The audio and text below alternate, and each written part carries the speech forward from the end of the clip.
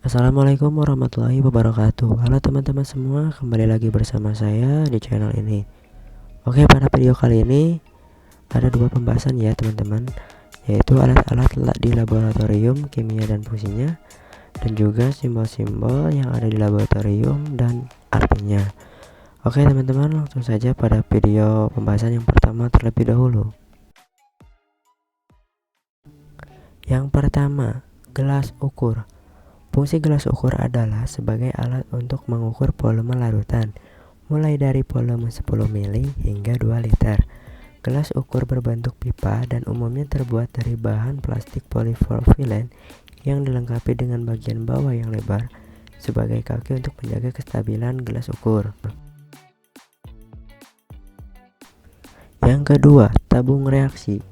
Fungsi tabung reaksi adalah untuk mencampur, menampung, dan memanaskan bahan-bahan kimia cair atau padat, utamanya untuk uji kualitatif. Selain berukuran kecil, ada juga tabung reaksi yang memiliki ukuran besar. Alat tersebut dinamakan labu didi.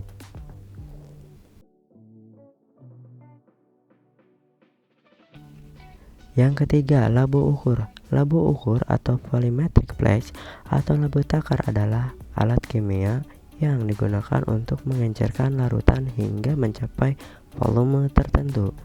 Alat yang terbuat dari kaca berbentuk labu ini juga bisa digunakan untuk menyisakan larutan kimia analitik dengan konsentrasi dan jumlah yang berakurasi tinggi.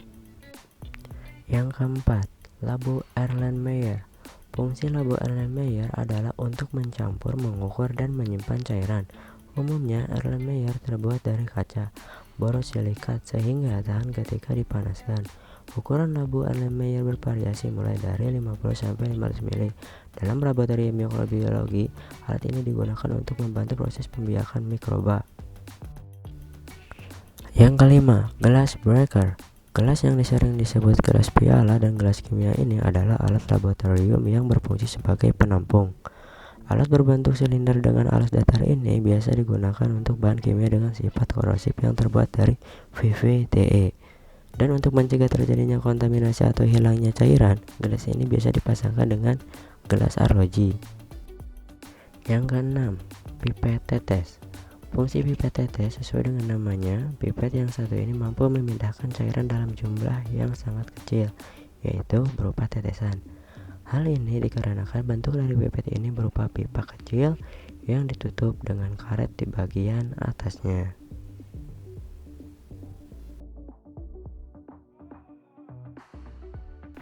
Yang ketujuh, pipet ukur. Fungsi pipet ukur adalah untuk memindahkan larutan secara terukur sesuai dengan volume. Pada pipet ini juga terdapat skala yang menunjukkan volume tersebut. Ukuran volume terbesar pipet ukur sendiri adalah 50 mili.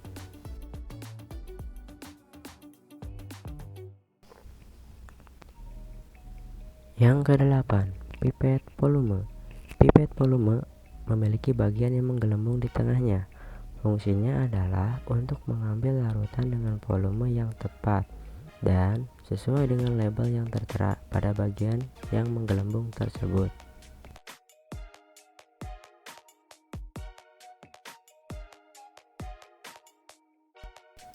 Yang kesembilan, kaki tiga. Kaki tiga dalam alat laboratorium adalah besi yang mempunyai 3 kaki yang memiliki fungsi sebagai penyangga ring. Fungsi kaki tiga adalah sebagai penahan kawat kasa dan penyangga ketika proses pemanasan.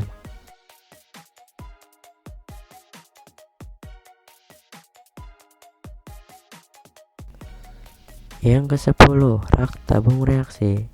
Fungsi rak tabung reaksi adalah sebagai tempat menyimpan tabung reaksi, mengeringkan dan menjaga tabung reaksi agar tidak berjamur.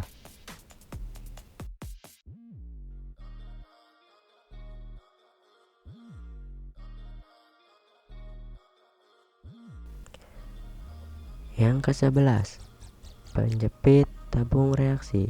Penjepit tabung reaksi terbuat dari kayu dan digunakan untuk menjepit tabung reaksi di saat proses pemanasan.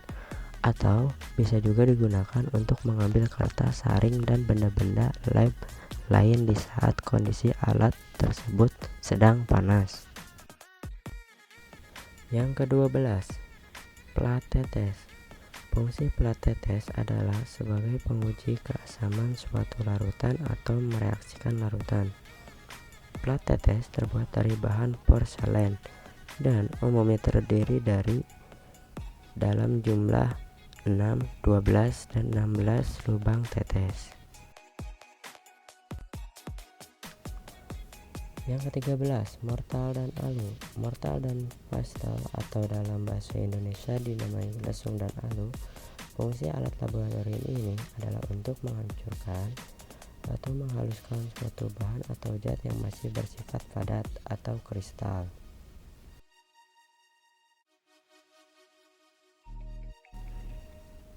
Yang ke-14, kawat kasa. Fungsi kawat kasa adalah untuk menahan breaker atau labu ketika proses pemanasan menggunakan pemanas Bunsen atau pemanas spiritus. Kawat kasa juga ditopang alat ketiga pada bagian bawahnya untuk membuat proses pemanasan berjalan maksimal.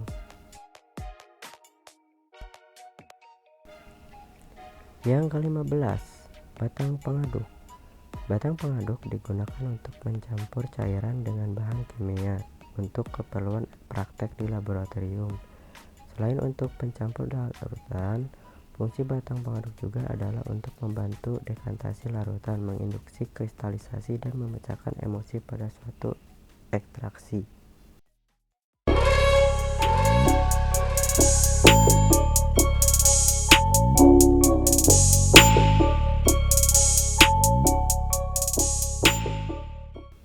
Oke, selanjutnya yaitu simbol-simbol laboratorium dan artinya. Yang pertama yaitu eksplosif. Arti simbol ini adalah bahan peledak tidak stabil, eksplosif atau bahaya ledakan massal, bahaya proyeksi yang parah, bahaya kebakaran, ledakan atau proyeksi massa meledak dalam api.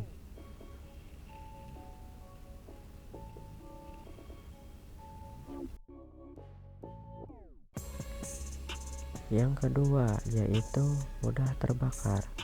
Arti simbol ini adalah gas yang sangat mudah terbakar, gas mudah terbakar, aerosol yang sangat mudah terbakar, aerosol yang mudah terbakar, cairan dan uap yang sangat mudah terbakar, cairan dan uap yang mudah terbakar, dan padatan yang mudah terbakar. Yang selanjutnya yaitu simbol beracun.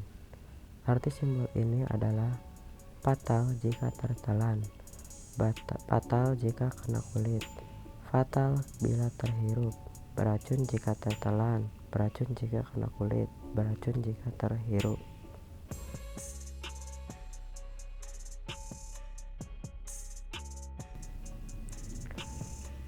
Kemudian oksidasi.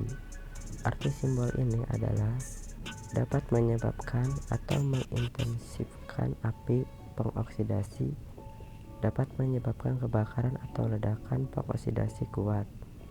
Biasanya ditemukan pada pemutih, oksigen untuk keperluan medis, dan lain-lain.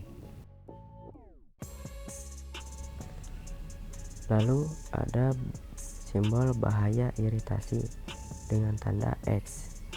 Arti simbol ini adalah bahan yang dapat menyebabkan iritasi, gatal-gatal, dan dapat menyebabkan luka bakar pada kulit.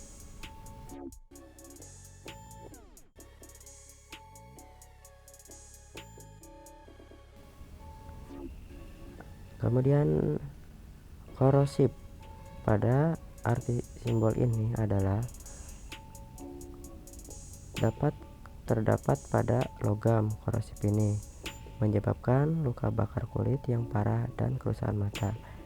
Biasanya ditemukan pada pembersih saluran, asam asetat, asam klorida, amoniak, dan lain-lain. Dan yang terakhir yaitu berbahaya bagi lingkungan, dengan gambar pohon dan ikan yang mati. Arti simbol ini adalah sangat beracun bagi kehidupan akuatik dengan efek jangka panjang, beracun untuk kehidupan akuatik dengan efek jangka panjang, dan Biasanya ditemukan pada pestisida, biosida, bensin, terpentin, dan lain-lain.